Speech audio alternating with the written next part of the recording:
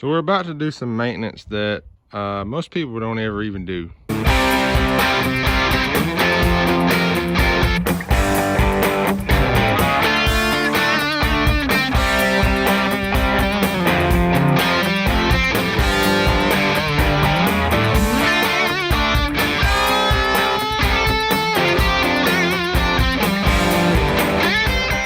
So of course, when you're doing maintenance on a vehicle, everybody knows you change the oil.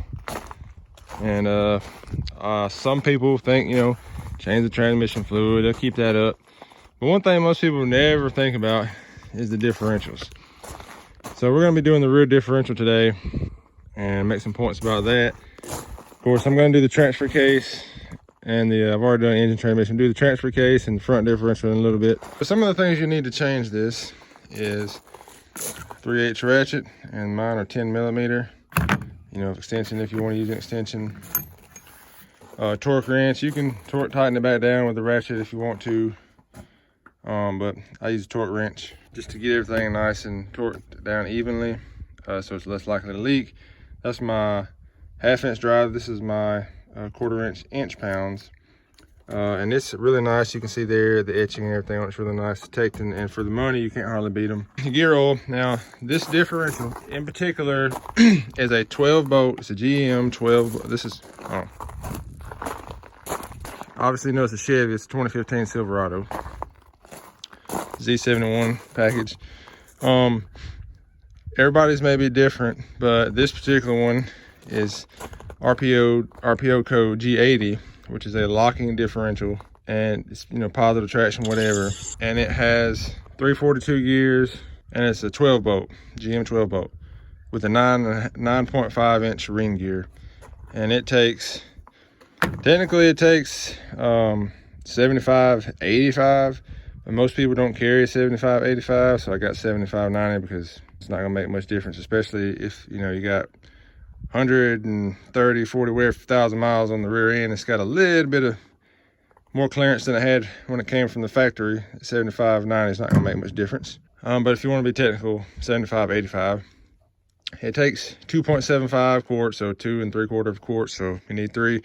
And I got this because a lot of the gear oil nowadays, if it's like the spring and clutch style positive traction, you need the limited slip additive, which you can buy separate. This calls for, the front end calls for regular conventional fluid. This calls for synthetic.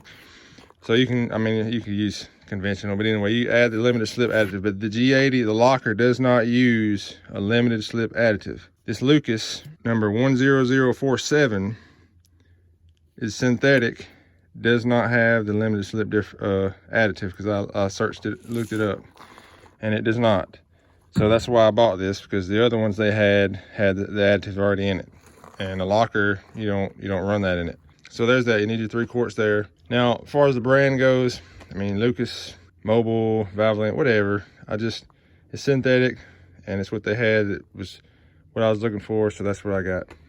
If they had the Napa brand, which I think is normally like Valvoline, but you know, if they had that without the additive, I probably would have got it just because it's usually cheaper. But anyway, I'll get into the torque spec on the bolts in a second. Where when I get to torquing them, I'll go through that. The gasket here, this is the steel backed gasket. I really like these.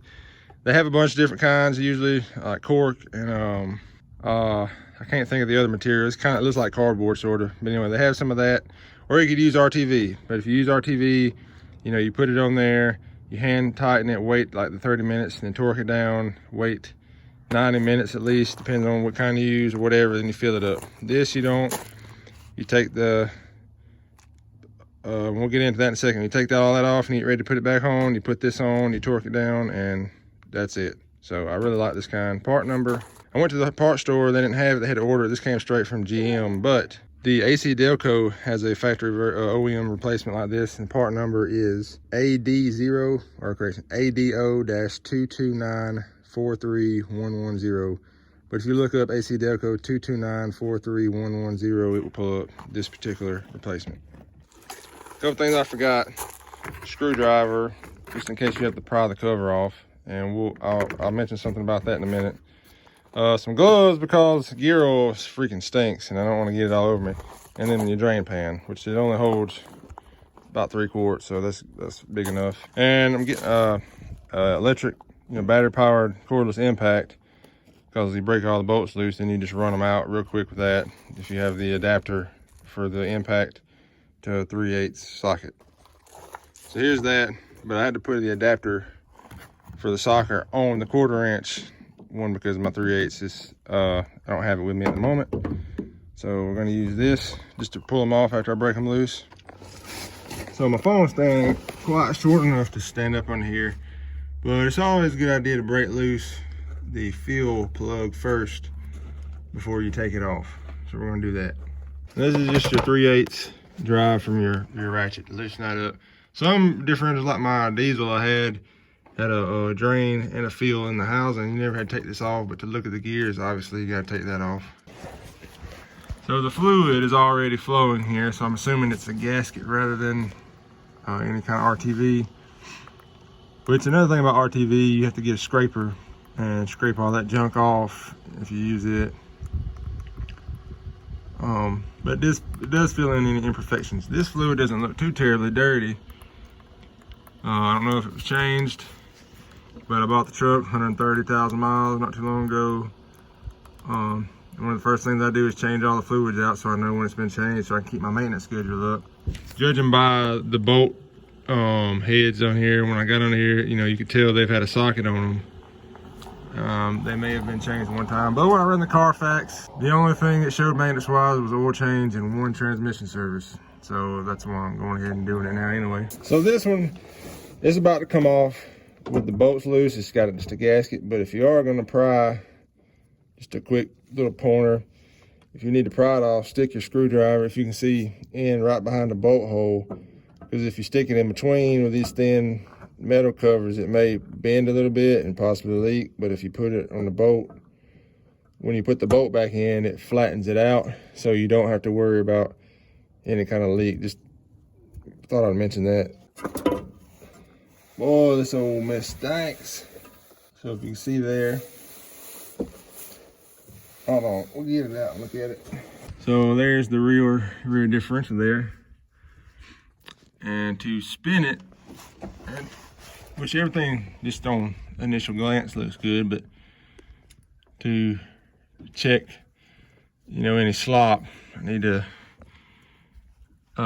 jack it up a little bit and rotate the tire so I can see the gears moving there a little bit. But it should be good to go. You can kind of see the wear pattern ever so slightly on the ring gear there. Let me see if you can see. I don't know if you can see it on the phone. Anyway, it's got a pretty good wear pattern. And there's the old gasket and the inside of the cover there. Just got a little residue. We're gonna use some brake clean to clean this all up. So we got the gasket on here, ready to go. I'm gonna put just a little bit of this. The bolts had some kind of like thread locker on them. I'm just gonna put a little bit of this ARP Ultra Torque on there. And install it dry. I mean, some people, I know on all O-rings, generally you rub a little oil on them for lubrication or any kind of spin filter like your oil filter, so it doesn't tear, when you're putting it on. My transmission pan, I rubbed a little bit on it, but really trying to wiggle it in there under that exhaust, it got fluid from the transmission on it anyway, so it really doesn't matter. This here you can get on there dry. I don't know if it really makes a difference on this or not, but we're just gonna put it on there dry. So these are metric 10.9, which is like a grade 5, but in standard it's like a 5/16, and depending on the thread, what torque spec. But then we're gonna do 20 foot-pounds.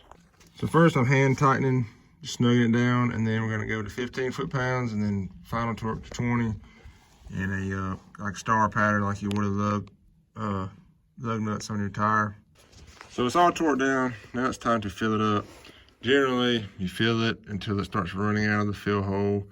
Then you put your plug in and you're good to go. It's about 2 3/4 quarts. And then, we'll clean up all the mess where it's running and everything, and then drive it and make sure it don't leak. Another thing that'll help you, because sometimes the bottles you see, you can't hardly get them over in here to put the fluid in it. I have a suction. Well, I'll just get it out and show you. So they have these tools you can get for cheap on Amazon. You know, just put it in there, suck the fluid up in there, and put it in the differential. It's easier than trying to get this up under there and pour because the bottom of the tire gets in the way, etc.